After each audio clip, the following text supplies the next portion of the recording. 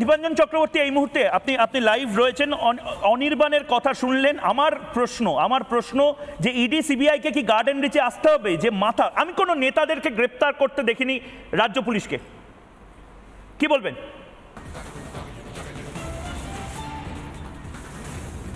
But CBI এর জন্য তুমি জানো নিশ্চয়ই যে খুব মুষ্টিমেয় কতগুলো রাজ্য যেখানে কেন্দ্রীয় সরকারকে তাদের অবজেকশন জানিয়েছিল সিবিআই এন্টার করার জন্য, তার মধ্যে বাংলা একটা।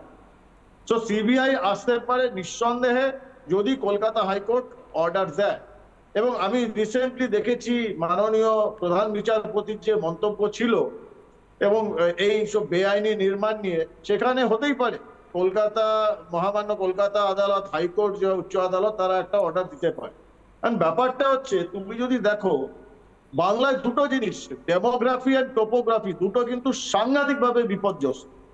এন্টার বর্ডার এরিয়ার যে ডেমোগ্রাফি চেঞ্জ করে দিয়েছে এই শয়ে শয়ে হাজারে হাজারে বাংলাদেশি অনুপ্রবেশকারীদের ঢুকিয়ে, এটা অস্বীকার করুক বা না করুক, এটা এভরিবডি নোস। দক্ষিণ 24 পরগনা থেকে উত্তরে রায়গঞ্জ, দিনাজপুর। আর ডেমোগ্রাফির সঙ্গে সঙ্গে টোপোগ্রাফিটা চেঞ্জ করেছে, হাজারে হাজারে পুকুর ভরিয়ে দিচ্ছে। এটা যে কি ভয়ঙ্কর অবস্থা, বিশেষ করে শহর কলকাতা, এখনো মানুষ বুঝতে পারছে না। সেরকম যদি এমন বম্বে ডায়ালুজ যেমন হয়েছিল সেরকম যদি হয়, তাহলে কিন্তু কলকাতা ডুবে যাবে।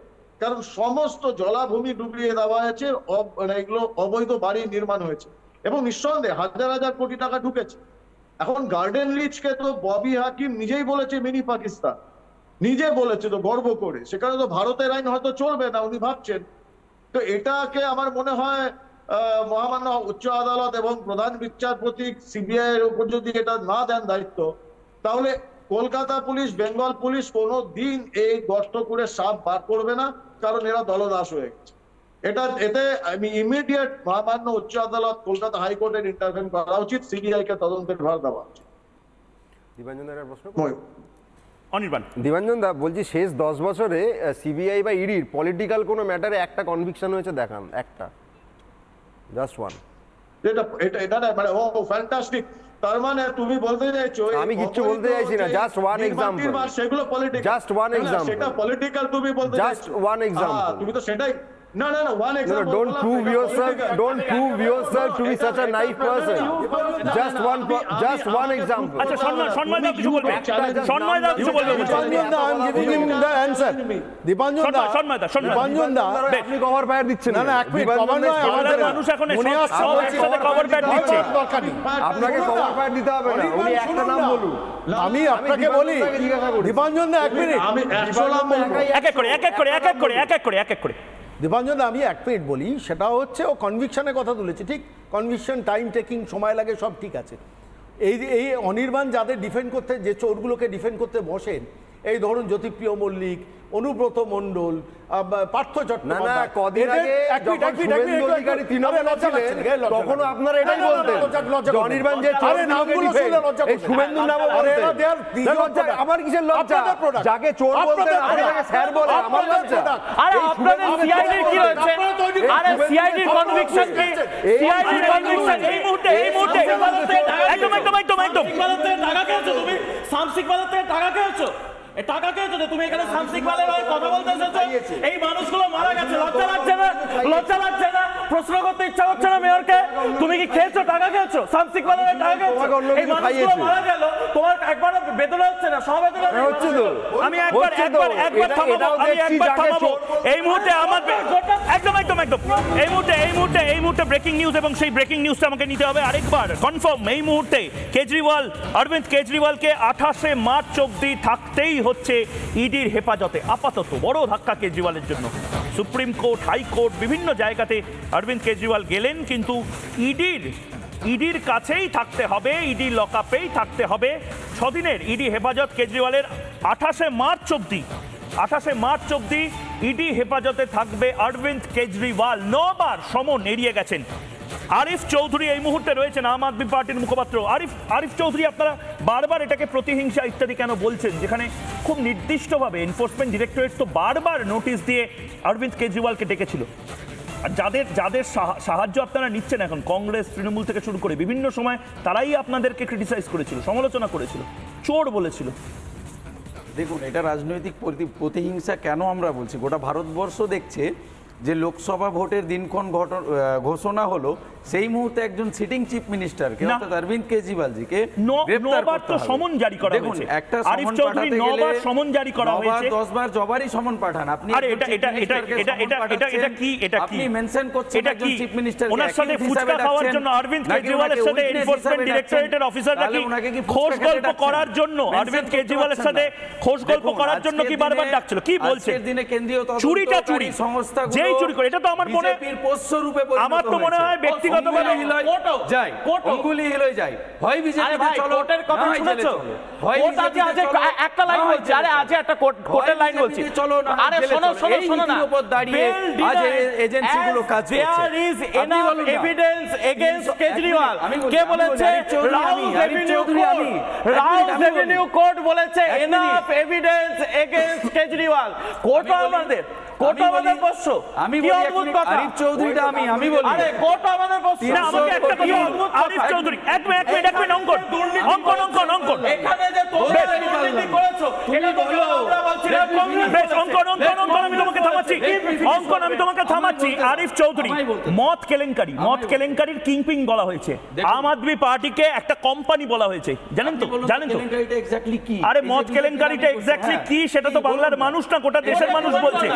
আপনি আগে একটা কথা বলুন, মদ কেলেঙ্কারির সাথে অরবিন্দ কেজরিওয়াল যুক্ত হবেন কেন? শুনলো না কেন? সুপ্রিম কোর্ট শুনলো না কেন তোমার কথা? চোরেদের হয়ে এসেছো, চোরেদের ওই ভারতের পিন্ডি চত্বরের জন্য চোরেদের ধর্ষকদেরকে গলায় মালা পরিয়ে বিজেপিতে যোগ দেওয়া করো। বেশ, আমি এবার আমার সময় যেহেতু একেবারে কমে আসছে, আমার হ্যাঁ বলে নিন।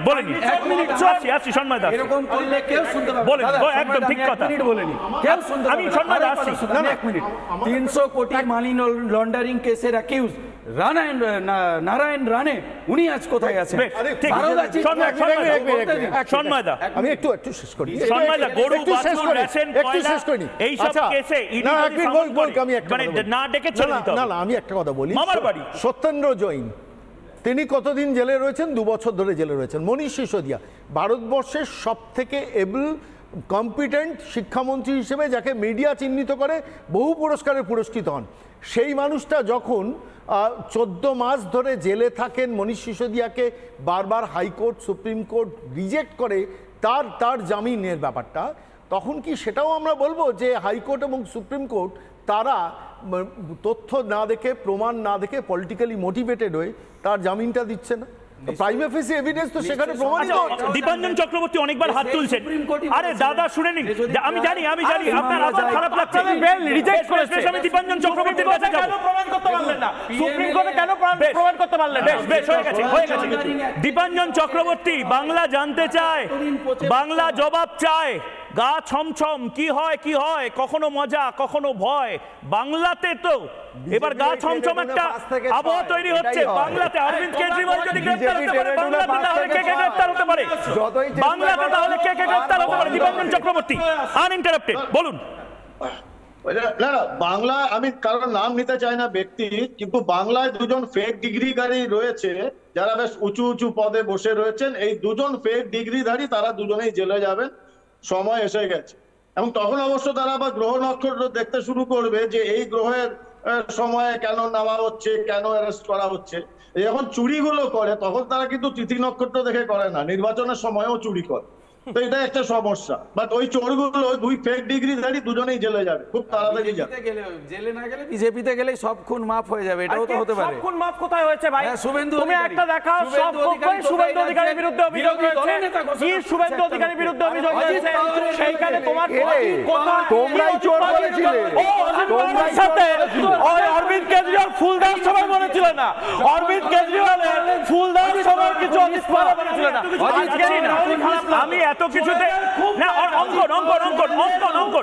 অঙ্কন আমি এত কিছুতে যাচ্ছি না। আরিফ ভাই আমাকে একটা কথা শুধু বলুন, চুরি করাটা খারাপ তো? নিঃসন্দেহে চুরি করা। মদ কেলেঙ্কারিটা খারাপ তো? নিঃসন্দেহে। যে দল বলেছিল যে সরকারে আসার পরে মদ থেকে শুরু করে এই সমস্ত কিছু গান্ধীবাদের পথে এটে আমরা বন্ধ করে দেব, এই মদ কেলেঙ্কারির কিংপিন হওয়া তো খারাপ। দেখুন নিশ্চয়ই এরকম ভাবে চলবে না। আপনি হ্যাঁ নাতে বলুন, আপনি এতক্ষণ ধরে নিশ্চয়ই খারাপ করছেন। অরবিন্দ কেজরিওয়াল যদি আমি উল্টো কথা বলি, দাদা চুরি খারাপ তো, প্রকাশ্যে ক্যামেরায় টাকা নিয়ে খারাপ। কে টাকা নিয়েছে প্রকাশ্যে? সেই প্রকাশ্যে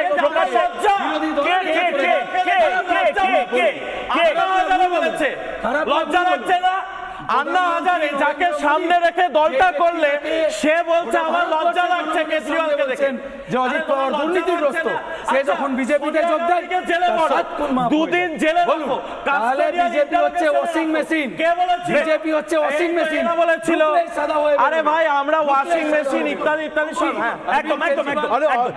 আচ্ছা সম্মান শেষ 10 সেকেন্ড, একদম শেষ 10 সেকেন্ড, একদম শেষ। আরে আমি আবার বলছি না কনভিক্টেড হয়নি, কিন্তু গা ছমছম কি হয় অনেকের শুরু হয়ে গেছে। সন্ময়দা 10 সেকেন্ড, কে এরপরে কে জবাব চায় বাংলা? ভারতবর্ষের রাজনীতিতে পরিচ্ছন্নতার প্রথম নামটা বলতে গেলে আন্না হাজারের নাম বলতে হয়। সেই আন্না হাজারের প্রথম শিষ্য অরবিন্দ কেজরিওয়াল, সেই অরবিন্দ কেজরিওয়ালের পার্টির 40 কোটি টাকা 80 কোটি টাকা পাঞ্জাব গোয়াতে ইনভেস্ট করছে মদের কোম্পানি, তার প্রাইমারি এভিডেন্স কোর্টে জমা পড়ছে। তারপর ইউ আর শাউটিং, মানে আমি এই প্রশ্নটা দিয়েই একটা ছোট্ট বিরতি নিতেই হবে আমাকে, তার কারণ বিরতির পর ফের ওই প্রশ্নটাই করতে হবে। অরবিন্দ কেজরিওয়াল তো জেলে গেলেন, জেলে এবার কে যাবেন বাংলা থেকে? এবার কোন প্রভাবশালী নাম ইডির রাডারে আছে? ছোট্ট বিরতির পর ফিরে আসছি আমি সঙ্গে।